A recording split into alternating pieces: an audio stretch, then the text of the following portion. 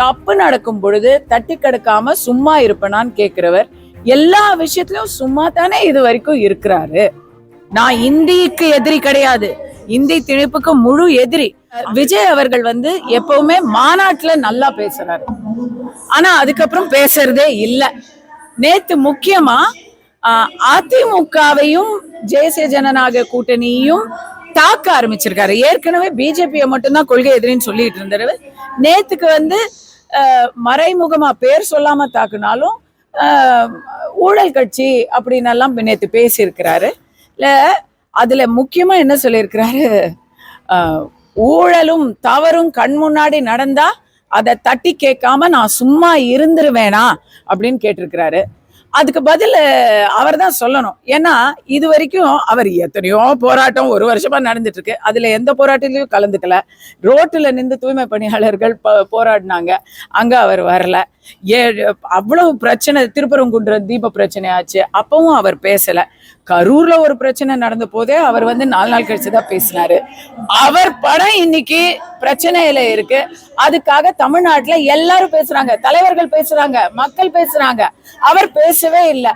அப்போ ஒருவேளை அப்ப அது தப்பு இல்லைன்னு சொல்றாரா, அது சரியா நடக்குதுன்னு அவர் ஒப்புதல் வாக்குமூலம் கொடுக்குறாரா? ஏன்னா அவர் கட்சியில சில தொண்டர்கள் மட்டும் அதை ஆளுங்கட்சி சதி அப்படின்னு எல்லாம் சொல்லிக்கிட்டு இருக்காங்கல்ல, இவர் பேசல. அப்போ தப்பு நடக்கும் பொழுது தட்டி கடுக்காம சும்மா இருப்பனான்னு கேக்குறவர் எல்லா விஷயத்திலும் சும்மா தானே இது வரைக்கும் இருக்கிறாரு. எப்ப அவர் பேச ஆரம்பிக்க போறாரு? அப்பா உணர்வு, அப்பாவுக்கு மகனுக்கான உணர்வு. பாவம், தந்தை மகனுக்கு காற்றும் உதவி அவையிருப்ப முந்தி இருப்ப செயல் இல்லையா? அதனால அவரு அந்த ஒரு அப்பா உணர்வுல மத்தவங்களையெல்லாம் டப்பா அப்படின்னு சொல்லிக்கிட்டு இருக்கிறாரு. கூடிய சீக்கிரம் திமுகவுடைய டப்பாவே டான்ஸ் தான் ஆட போகுது.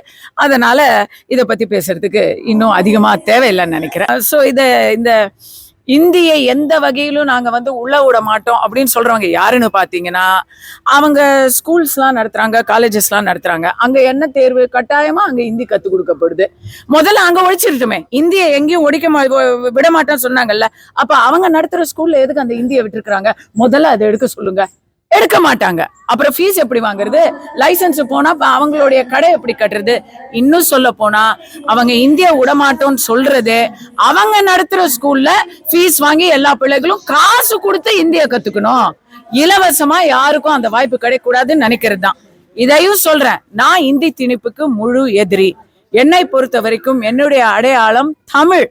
நான் இந்திக்கு எதிரி கிடையாது, இந்தி திணிப்புக்கு முழு எதிரி.